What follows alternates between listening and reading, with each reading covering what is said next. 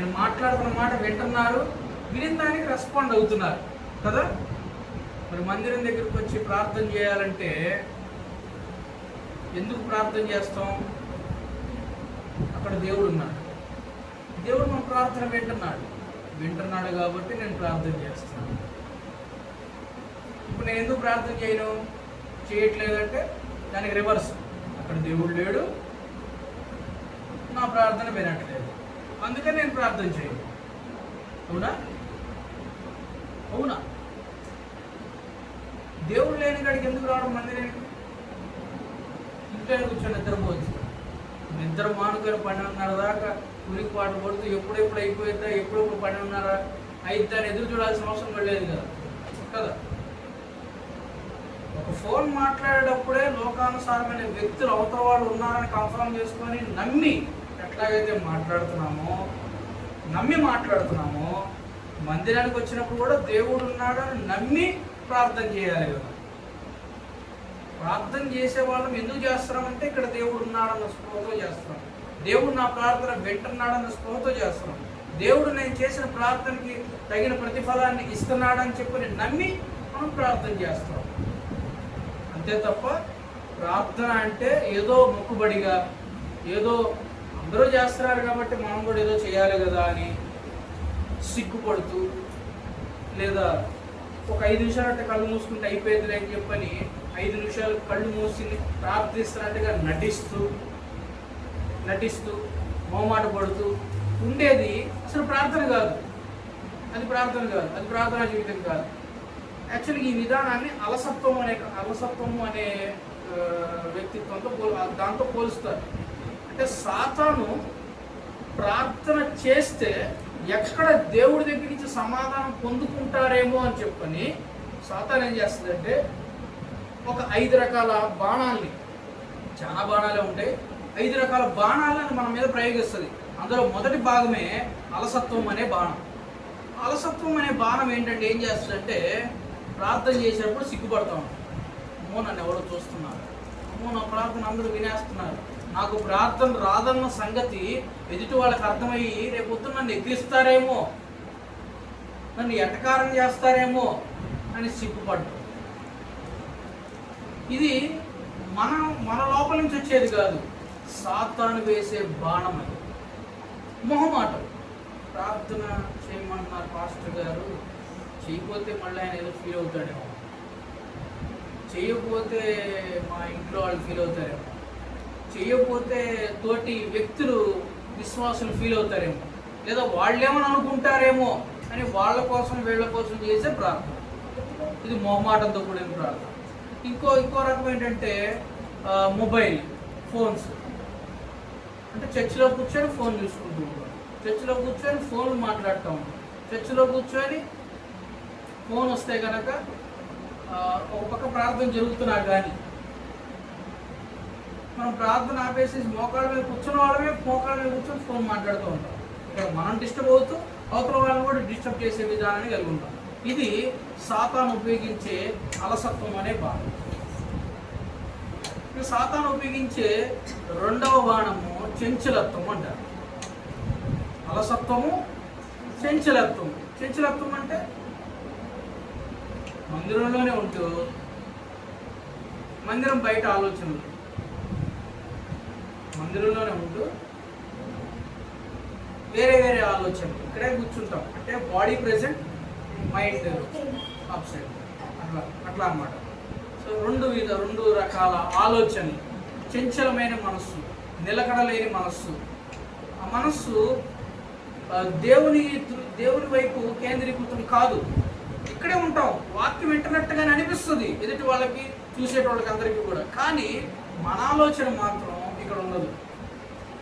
రేపు లేదా మందిరం అయిపోయిన తర్వాత ఏం చేయాలి, ఏం చేయబోతున్నాను, ఎవరిని కలవాలి, ఎవరితో మాట్లాడాలి, ఎవరితో ఆటలాడాలి, నెక్స్ట్ నా టైం టేబుల్ ఏంటి అన్న ఆలోచనే.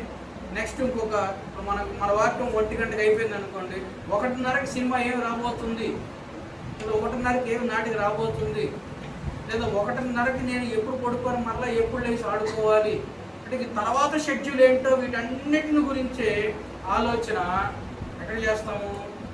మందిరంలో కూర్చొనే ప్లాన్లు వేసుకుంటాం. ఇది సాతాను ఉపయోగించే రెండవ బాణం చంచలత్వం. మొదటి బాణం అలసత్వము, రెండవ బాణము చంచలత్వం. ఇక మూడవ బాణము అంతరంగంలో నెమ్మది లేకపోవడం. అంతరంగంలో నెమ్మది లేకపోవడం అంటే భర్తతో గొడవపడు, ఎదురింటి వాళ్ళతో గొడవపడు, లేదా పక్కింటి వాళ్ళతో గొడవపడు, లేదా వాళ్ళ చేత కొట్టించుకోనో, లేదా వాళ్ళ చేత తిట్టించుకోనో, శాపనార్థాలు పెట్టించుకోనో, ఆ తర్వాత మందిరంలోకి వచ్చి కూర్చుంటాం. కానీ ఆలోచనలే, ఆ బాధ, ఆ కృంగుదల ఆలోచనలే వస్తూ ఉండటం వలన వాక్యం సరిగ్గా వెళ్ళలేకపోవడం, లేదా ప్రార్థన సరిగ్గా చేయలేకపోవడం. మా నాన్న తిట్టాడు, మా అమ్మ తిట్టింది అని చెప్పి అలుగుతూ కూర్చున్నప్పుడు నేను ప్రార్థన చేయి అన్నాను అనుకో, ప్రార్థన రాదు, రాదు, నడిపింపు రాదు. ఎందుకంటే అంతరంగంలో మన మన మన హృదయంలో నెమ్మది ఉండదు. ఎంతసేపటిగా టెన్షను, ఆ బాధ, ఆ కృంగుదల, ఆ నొప్పి. బయట గిచ్చినప్పుడు ఉన్న బాధ కన్నా కూడా హృదయంలో పొడిచే కోట్లు ఉంటాయి కొన్నిసార్లు. భార్య భర్తల మధ్య కానీ, అత్త కోడల మధ్యలో కానీ, ఇంకేదైనా కానీ ఏదో రకమైన గొడవల చేత ఆలోచన కృంగుదల మనల్ని బాగా నెమ్మది లేకుండా చేస్తుంది. దానివల్ల ప్రార్థన చేయలేకపోవడం. 3 బాణాల సంగతి మనం చెప్పుకున్నాం. ఒకటి అలసత్వం అనే బాణం, రెండవది చంచలత్వం అనే బాణం, మూడవది అంతరంగంలో నెమ్మది లేకుండా చేసే బాణం. ఇంకా 4వది తొందరపాటుతనం అంటే వస్తాం ఎప్పుడెప్పుడు ప్రార్థన అయిపోయింది, అంటే పాస్టర్ గారు అన్నారు ఇందాక 1/2 గంట సేపు టైం ఇస్తే కనుక 1/2 గంట సేపు చేయాల్సిందే అని అన్నాడు. ఆ 1/2 గంట ఎప్పుడు అయిపోయిందా, ప్రార్థన ఎప్పుడు అయిపోయిందా? గడియారం చూస్తూ కూర్చుంటాం, గడియారం చూస్తే ఫోన్ చూస్తూ కూర్చుంటాం, ఫోన్ లేకపోతే వాచ్ ఉంటే వాచ్ చూస్తూ కూర్చుంటాం. తొందరపాటు ఎప్పుడు. ఒకవేళ మనం ఎదురు చూస్తూ ఉంటాం, పాస్టర్ గారిని ప్రార్థన చేయమని చెప్పేటప్పుడు మరలా రివర్స్ కండిషన్ పెడతా ఉంటాం. ఏమన్నా తెలుసా, అయ్యగారు నాకు టైం లేదు, తొందరగా వెళ్ళాలి, తొందరగా ప్రార్థన చేసి నేను పంపించాడు, తొందరగా అసలు ఇప్పుడు అయిపోవాలి. అటువంటి ప్రార్థన ఇప్పుడు చేయించుకోవాలి. అంటే ఆదివారం ఏం పనులు ఉంటాయండి, విడి రోజులు మనుషులు తెచ్చుకున్నాను, ఒక బాటిల్ తెచ్చుకున్నాను, కుటుంబం మొత్తం ఒక బాటిల్ తెచ్చా. నిద్ర వస్తుంటే తాగుతారు, లేదా నిద్ర వస్తుంటే స్కూల్లో ఏం చేస్తున్నారు, నిద్ర పోతున్నారు అన్న సంగతి టీచర్కి అర్థమైంది. ఇంకేం చెప్తుంది అమ్మ, ఒంగులు దూపిలాడిపిస్తుంది. అంత టైం కూడా ఇస్తారా? మా స్కూల్లో అయితే నుంచోమంటారా, మూలకెళ్ళి నుంచో అంటారా. నేను కూడా అది నిద్ర వస్తుంటే నుంచాడు, మళ్ళీ ఇద్దరు మధ్య పోగానే కూర్చోండి. ఎట్లా ప్లాన్ సింపుల్గా అయిపోలే.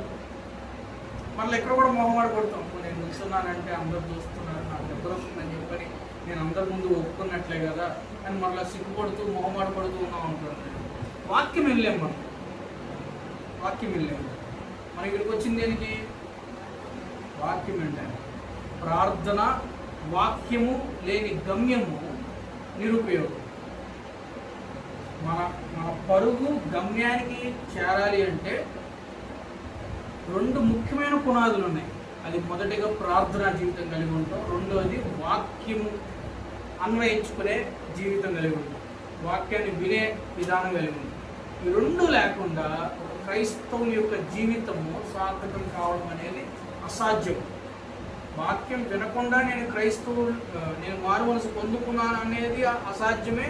ప్రార్థన లేకుండా నేను క్రైస్తవునిగా జీవించగలను అన్నది అది అసాధ్యమైన పని, అది అసాధ్యమైన కార్యం. అది దేవునితో మాట్లాడకుండా ఏం జీవించగలుగుతాం మనం? దేవుని దగ్గర నుంచి డైరెక్షన్ పొందుకోకుండా ఎట్లా జీవించగలుగుతాం మనం కదా? అట్లా ఇప్పటివరకు 4 బాణాలు మన 4 బాణాల గురించి మనం చెప్పుకున్నాం. ఏంటి?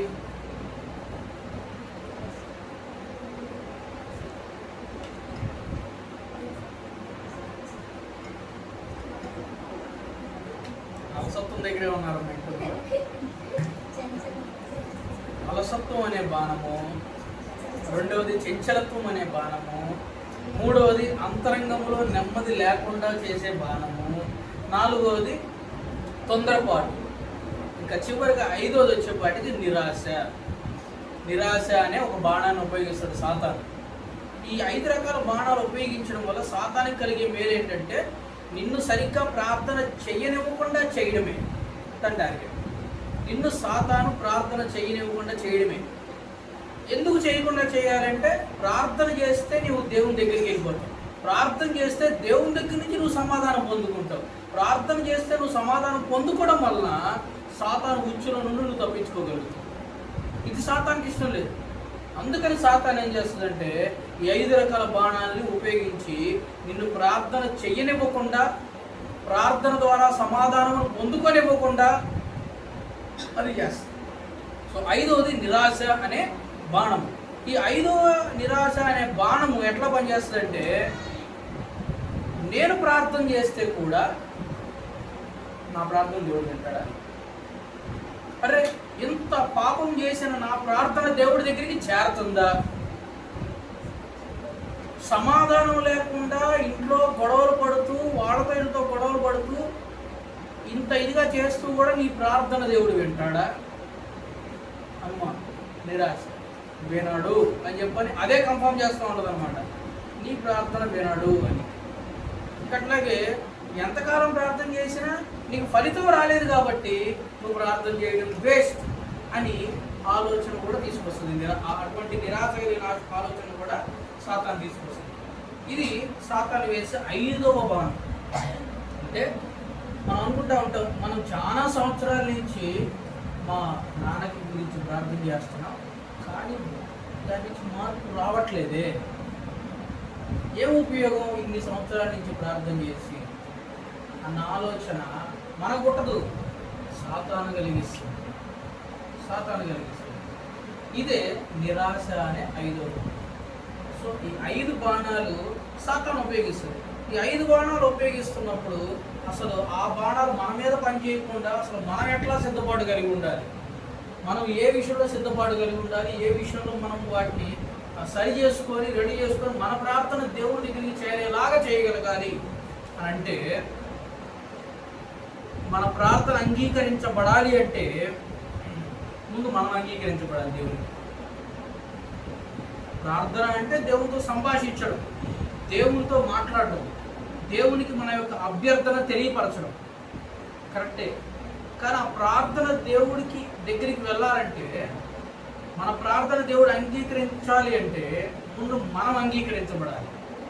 మనం అంగీకరించబడాలి అంటే దానికి కొన్ని రూల్స్ అండ్ రెగ్యులేషన్స్ ఉంటాయి.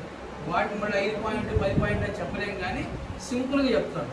ఒక రాజకీయ నాయకుడి దగ్గరకు, ఒక ప్రధానమంత్రి స్థాయిలో ఉన్న వ్యక్తి దగ్గరికి వెళ్ళినప్పుడు, లేదా మీకు అర్థమయ్యే భాషలో ఒక హెడ్ మాస్టర్ గారి దగ్గరికి వెళ్ళినప్పుడు, ఒక ప్రిన్సిపల్ గారి దగ్గరికి వెళ్ళినప్పుడు మీరు ఎట్లా కూర్చుంటారు? కూర్చొని ఏంది లేదా మీ సరే